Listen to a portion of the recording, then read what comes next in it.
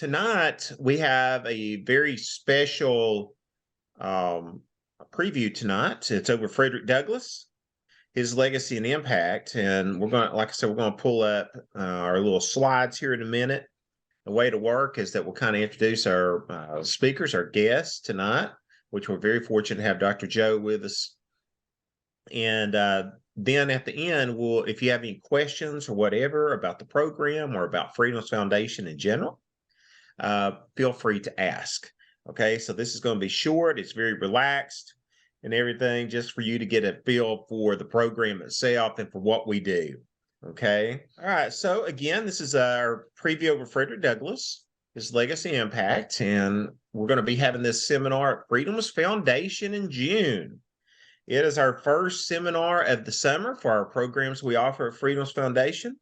It's an amazing way to start off. So we're excited about this. We have not had a seminar over Frederick Douglass at Freedom's Foundation, so we're overjoyed and stuff. So tonight we have our host, which, as you see, I'm Vice President of Education at Freedom's Foundation. I'm Jeff Scott, which I'm a little black and white there picture, but in more color, we have Dr. Joe Forneri, who is Professor of Political Science at Rochester Institute of Technology. And that's about how he looks all the time, that smile and that happiness and so forth. And we're very fortunate. And you see up there on the screen there, Georgette Hackman's with us. Georgette is a program director, and she will be on site with all the teachers throughout our programs at Freedom's Foundation and throughout the summer. And so Georgette does a wonderful job. Georgette teaches herself middle school, and she's also a James Madison Fellow and does an amazing job of connecting with all the teachers. So we have a wonderful team and here at Freedom's Foundation. Okay, so what is it that we're doing? Our first program is going to be, like we said, Frederick Douglass, his legacy and impact. We're going to be starting out June 18th through 23rd. And like I said, it starts us out in the summer. It's an amazing way to start out. It's roughly a 6-day program. We come in on a Sunday. You have orientation, which we'll talk about in just a moment.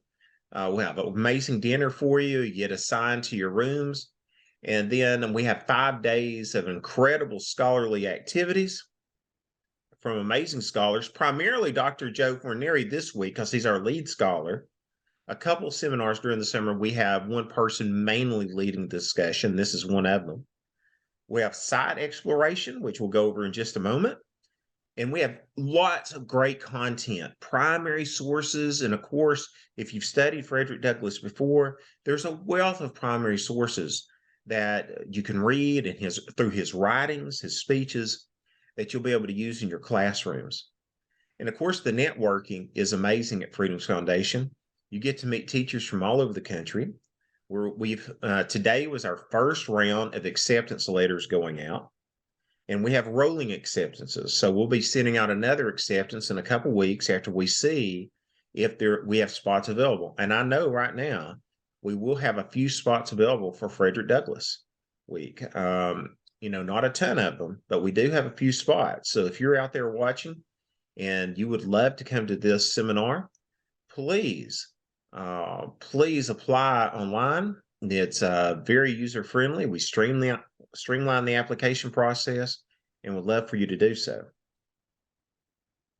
Okay, so where is it? We're at Freedom's Foundation at Valley Forge in beautiful Pennsylvania, which is the Keystone State. We're right down the road from historic Valley Forge National Park. So, we are right down the road. And we're almost right beside the National Park. It's a beautiful area. And so when you come to Freedom's Foundation, and as you see the picture there, that is Freedom's Foundation. We have about 75 acres in total on the campus. It's very rustic. We have one of the largest American flags in the country flying, as you see in there in the corner. And little known fact, though, that flagpole is actually a cell tower, which is amazing in itself. And stuff. So you come to Freedom's Foundation and you stay on campus here at Freedom's Foundation at Valley Forge. We put you up in a dormitory style room where you'll have your own room We feed you on campus. And of course, we have great scholarly activities on campus. We also have many acres dedicated to the Medal of Honor and the Grove, where you can walk and pay honor to those men and women that have served our country. So, like I said, it's a beautiful campus. Before becoming vice president of education at Freedom's Foundation, I came up here for years as a teacher. I brought students up here, and we have student programs as well. And so I truly believe in what we do in building a basis for civic education throughout K-12 schools, and not telling you what to think, but giving you tools to help you think and to help you allow your students to think about issues that impact them today through often historical lens of what's been going on in this country. Okay.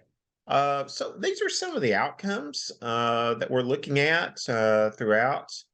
Again, we're not going to sit here and read all of them to you, but we're looking to facilitate an understanding of the historical context of Douglas's life, which Dr. Joe Fornier can talk about in just a moment. We're looking to develop and demonstrate an understanding of Douglas' intellectual influences and the various ways he was influenced, and his core principles through topics such as race, slavery, equality, and the Union. We'll articulate Douglas's view on the Constitution and slavery, and understand the role of Douglas's character, his leadership. And so we're also going to contrast Douglas' political thought and leadership to that of Abraham Lincoln. You know, it's hard to discuss Frederick Douglass without talking about Abraham Lincoln. And so, and I know Dr. Joe Fornier will speak on that in just a moment as well. And so, as you see, we have, throughout our week, our big topic is Frederick Douglass. But what we do, we also break down our week into smaller subtopics related around that topic. Sunday, when you come in and you will do orientation, we'll go over the campus, talk about the requirements. We also will be offering college credit if you're wanting to do the coursework through a university. But on Sunday night, we'll be starting with orientation and the Medal of Honor. So we'll be spotlighting a Medal of Honor recipient and looking at what the Medal of Honor means. And like I said, we have many acres dedicated to the Medal of Honor. And that night, we'll also take a tour of our campus, show you the buildings, and show you where you are. Because often people show up and it's like, wow, this place is neat. What is it? And so we want to highlight that because it's an amazing place that is come and learn and relax and so forth. Monday, we get kicking with early life of Frederick Douglass. And like I said, I'm not going to talk too much on this right now because Dr. Joe Fornier would speak more about these in just a minute. But then we'll move to Tuesday and go over what to the slave is the 4th of July. And that is going to be very powerful indeed. Wednesday, we take a field experience. If you come to Freedom's Foundation to our teacher seminars or workshops, so forth, we take field experiences once a week. And this time we'll be going to Washington, D.C. We'll be going to the home of Frederick Douglass. We'll also be going to the African American Museum and doing other things related to this topic in D.C. So it's going to be a very exciting trip and everything. That one's, when we go to DC, that one's typically a longer trip. We've got to leave early. We get back a little later because it's a little longer getting down there. And then Thursday, we're going to be talking about Dred Scott, slavery, the Constitution, and the Civil War. And Friday, we finish up with pillars of statesmanship, Lincoln and Douglas. Some amazing topics there. Who's going to be with us? Dr. Joe's going to be leading us for the most part this week. And we may add one or two scholars in as well to add to the conversation. Those are still a work in progress and everything. Sometimes our syllabus and the whole program is not solidified to, closer to the time. But we are going to have the Bill of Rights Institute there with us. And the Bill of Rights Institute, an amazing organization. They just do a fabulous job. And if you've ever, looked for wonderful resources to use in your classroom, the Bill of Rights Institute has phenomenal resources for use for your students. And so they'll be there sharing their resources and what they can do for you in the classroom. And often they have very good goodies to pass away, to various people there. Okay, so like I said, we have Dr. Joe Forneri with us tonight, and Dr. Joe's going to talk a little bit. And welcome, Dr. Forneri. We appreciate you being here, and got to know Dr. Forneri pretty well. He's an amazing person, extremely intelligent, is passionate about Frederick Douglass, Abraham Lincoln, this country, and he also plays a mean guitar.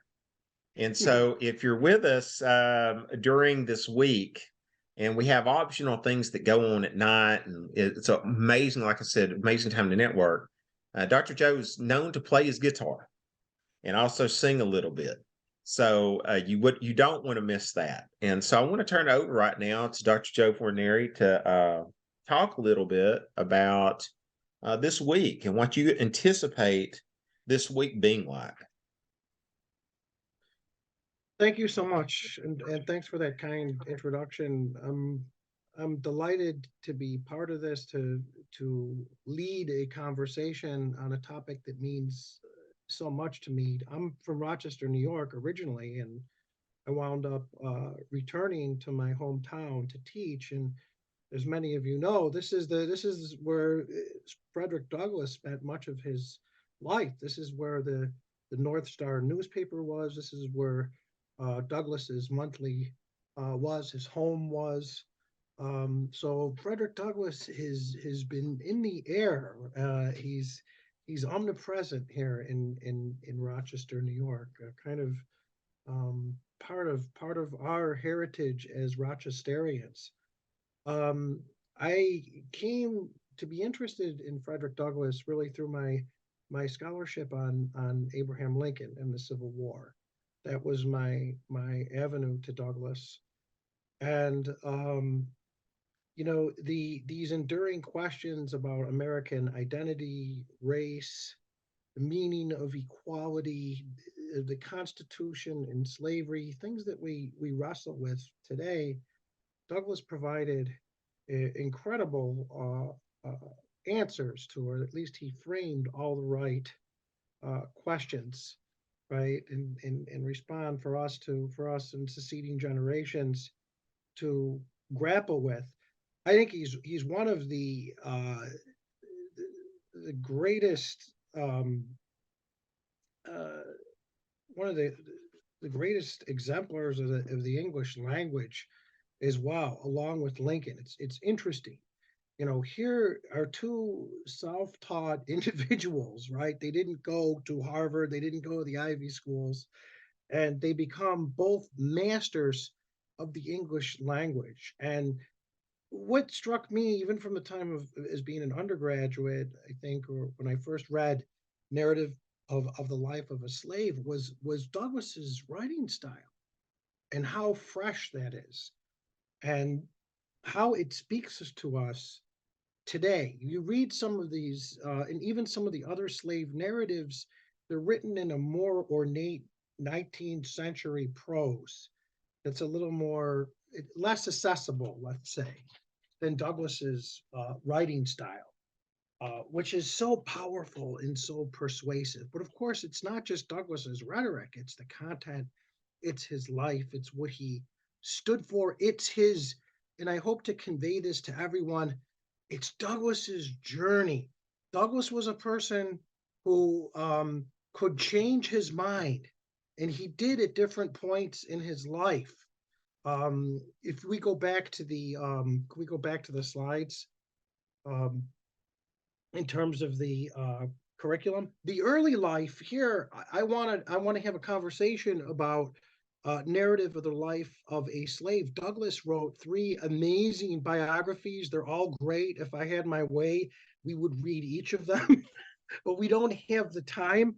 And full disclosure, one of the heartbreaking things about this seminar is um, we really end at the Civil War era. Of course, Douglas's life extends, you know, up until the 1890s, and Douglas was the commissioner of Washington D.C. He was an ambassador to Haiti. He was actually an ambassador for Ulysses S. Grant and attempting to annex the Dominican Republic. So he had a very rich life after the Civil War. But but there's so much content here. It's so rich, and the Civil War is still with us. And I think that we'll be touching on questions of black suffrage, of civil rights, of race, of equality as we look at uh, Douglas's views during the Civil War era. Okay, so his early life we'll be looking at the narrative of the life of a slave. Douglas tells us in his own words his formative experiences, his understanding of slavery, and his personal experience of slavery, and how that uh, destroys body, soul, and mind, and destroys the family, and how he escaped, how he overcame this.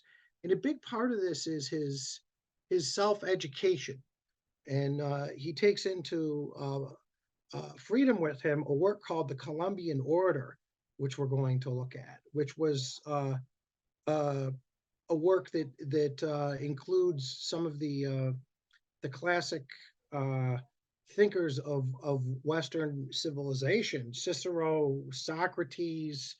Uh, there's also a dialogue between a master and a slave in there. So it's worth taking a little peek at this work and its influence on Frederick Douglass. Um, and part of this is we look at, we can't divorce Douglas's life from his experiences, right? And the lens through which he sees America, and the perspective that he represents, right? Um, and so uh, from there, we'll look at, really, when we say Douglas's early life, I want to consider also uh, his anti-slavery views as a Garrisonian abolitionist and what that meant. Okay, we don't want to get too far ahead, but we look at now from here to Douglas has a change of views in terms of slavery and the Constitution and the Union, and he breaks with Garrison. Garrison was kind of nasty to him. Maybe we're biased in favor of Douglas. Uh, I don't think so though. And he breaks with Garrison, and of course, in 1852, he offers this incredible speech, one of the greatest speeches in American history in terms of our own self understanding. A speech that maintains this tension between him as an outsider, as a former slave, as an African American who has not received the full share of his due of justice in the regime, but also seeking, someone pushing to become an insider. That tension drives it. What to the slave, from the perspective of the slave, is the 4th of July, and we hear his prophetic voice with a very complex and profound uh, praise of the founders, coupled with a criticism of uh, uh, the next generation, the founders themselves. Um, this also this work is also a rhetorical masterpiece. I teach rhetoric, so I want to break it down in terms of um, its rhetorical design. I think that'll be useful for students. I taught at the secondary level for some time, and before I was at the university, so I always try to be mindful of how this material will be useful to you folks, when you leave here. I mean, how practically can we apply this? What portions of this speech can we analyze? Can we bring into our classes, and how can bring it to class? And that's why certainly we have people like both Jeff and Georgette who are tremendously mindful of that practical use of this material. Of course, Dred Scott's a turning point. Um, Douglas uh, Douglas defends the Constitution, notwithstanding its concessions to slavery as a glorious freedom document. And we've forgotten this um, interpretation of the Constitution and slavery. And it's absolutely fascinating.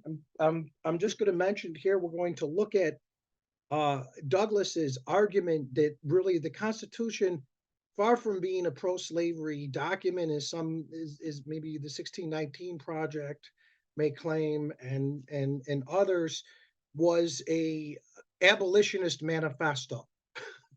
Okay, then we're going to look at Douglas's views during the Civil War, and he recognizes from the beginning that um, this is the opportunity, once the South has seceded, to deal a death blow to save slavery. And we see his strategic thinking as an agitator, as a reformer, as someone who is outside the citadels of power, pressuring those who are within, and someone who's seeking to shape public opinion, to really prick the conscience of the nation. We see his criticisms of Lincoln at the beginning of the war.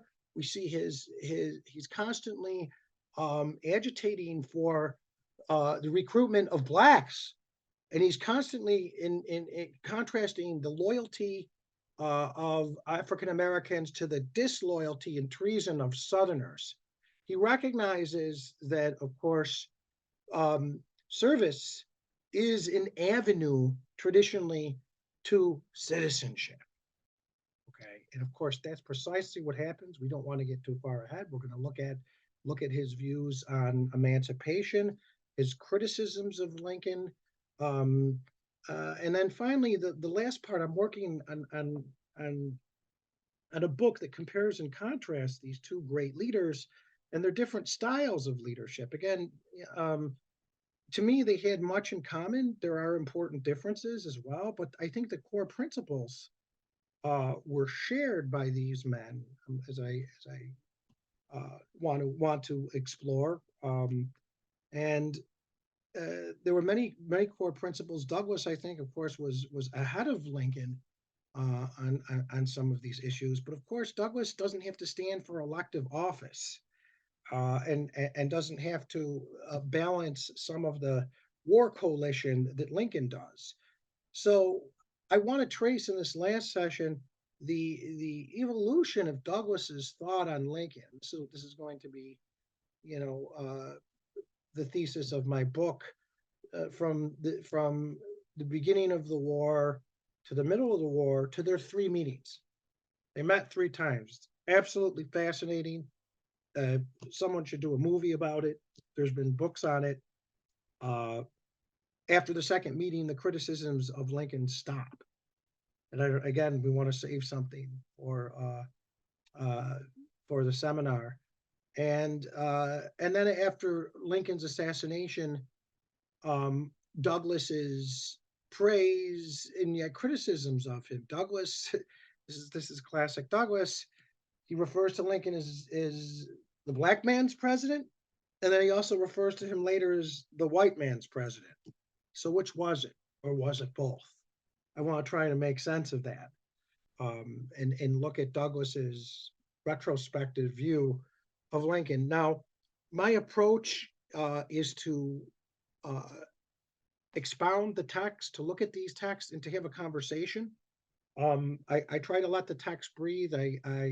I'll be leading a conversation. I'll be explicating the text, trying to provide some context and background. But I want, please be assured that I want to make sure we have a conversation and field people's questions, because many of you probably have a great deal of background on this topic, and I want to hear what you have to say and how you approach this material in your classroom, and issues you may have about it.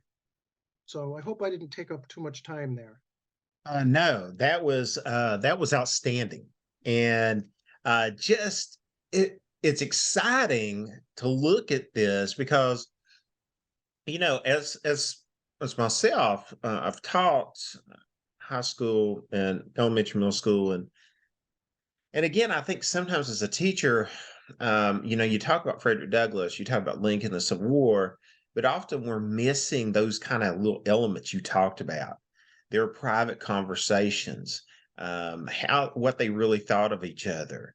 Looking at the depth and scope of Douglas's worldview himself, how he approached life, what he thought And it's about various yeah, issues, it's but changing. how to bring those into your classroom. And that's the kind of stuff we want you to experience here at Freedom's Foundation and walk away with is not only great content, but you're walking away and saying, wow, I cannot wait to implement some of this into my class when I talk about this topic. Okay. So that was amazing. It's Georgette, do we have any questions in the chat or anything? Any comments? Does anybody want to make a comment? Yeah, I want to make one quick comment because this is about the legacy of Douglas, and one of the controversial, um, many of the controversial topics is the question of America's founding, America's core principles. How do you square all men are created equal with slavery, Mhm. right? Yeah. And these are things that it, that we still debate over, right? And we're debating over the 1619 project. We're debating over critical race theory. Um, and so hopefully Douglas could provide some clarity, some insight, some answers, to these questions, which are really more of a continual debate in America. The meaning of equality. What was Douglas's view? What was Douglas' view of Douglas? Just real quickly, I mean, Douglas from beginning to end pushed the possibility of a multiracial society, aside from those lunatics or the most depraved amongst us. I think many of us take this for granted that this is a good thing, right? E pluribus unum, but um, that was really a leap. People didn't think the two races could live together. And also Douglas was. What strikes me is once the war starts, in particular, Douglas becomes a patriot. He recognizes that. Uh, Slavery can only be destroyed under these circumstances under a Republican administration, which is interesting. That's determined to defeat the Confederacy. So, just again, looking at some of the contemporary relevance, and I'm open. I think it's important that there's no ideological straitjacket in terms of approaching this Mhm. material. In either way, let's let Douglas as much as possible. My effort is to try to have him speak for himself. And we might not always know what would Douglas think about critical race theory. Well, these are some of his principles. Would they fit here or not? What may or not comport. I'm not dogmatic, but I think there's better and there's worse answers to these questions. And I do subscribe to the philosophy that we try to stay anchored in the text and understand Douglas um, as he understood himself in his own words. Thank you. Excellent, Dr. Do we have any questions, Georgette? Or if anybody wanted to ask a question out loud, raise your hand. Georgette, what we got? Jeff, one of the questions that came to me in the chat, and I'll let you discuss it a little bit, was how will participants access their readings and course information Mm, and course materials? And this is something we're revamping for this mhm. year. So I thought I'd let you talk a little bit about how we're going to get that information to our seminar participants and when they can expect to have access. Yeah, that was a great question. And one of the things we wanted to do this year was to make it more user friendly, trying Google Sites. And again, most teachers have used Google Sites. We can put more information on there. We can download the documents on there, update things quickly, like throughout the seminar. And typically, what's going to happen is that when you're getting to the seminar and you've paid your refundable deposit. It's a refundable deposit. And once you've done that, then you'll be in the system, and we're looking to give access to say you was in the Douglas seminar, give access to the Douglas seminar Google site, probably like May 1st.